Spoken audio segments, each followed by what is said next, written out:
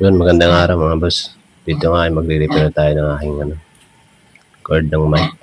Hindi naman maiwasan masisira pag basta ginamit natin yung bird yan, nasira siya eh. Hindi naman ako technician, pero nakakautay lang ako maganda. Wala nang pambili ang mama. Yan, kita niya, pinutol ko na.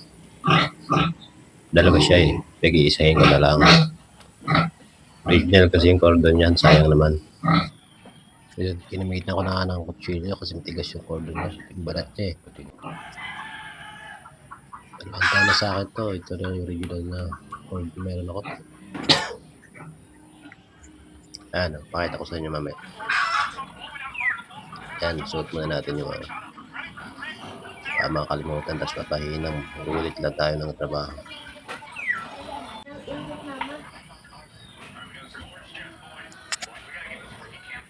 Dapat mayanan yung isaksak yung yung soldering iron. Oh my God! Para mainit agad ito gagamitin natin. Mahirap mo sa una eh. Pero pag natuto ko na, madali lang yan. Basta mainit lang at ayos yung cord mga siya.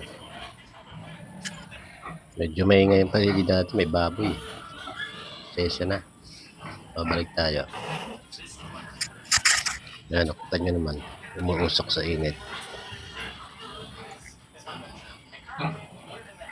Huwag nyo lang yung magdikit yung wire niya.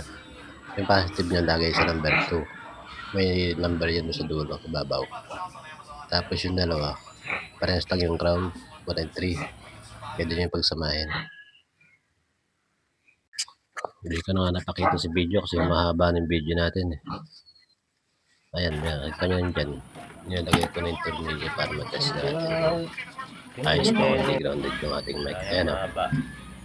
Haba yan o, 10 meters. Sayang naman ko. Bibili lang tayong bago. Ayan, testingin natin mga boss. Maganda ba? Check natin.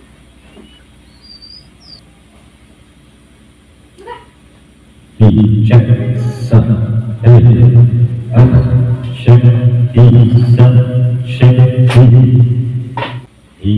check sa check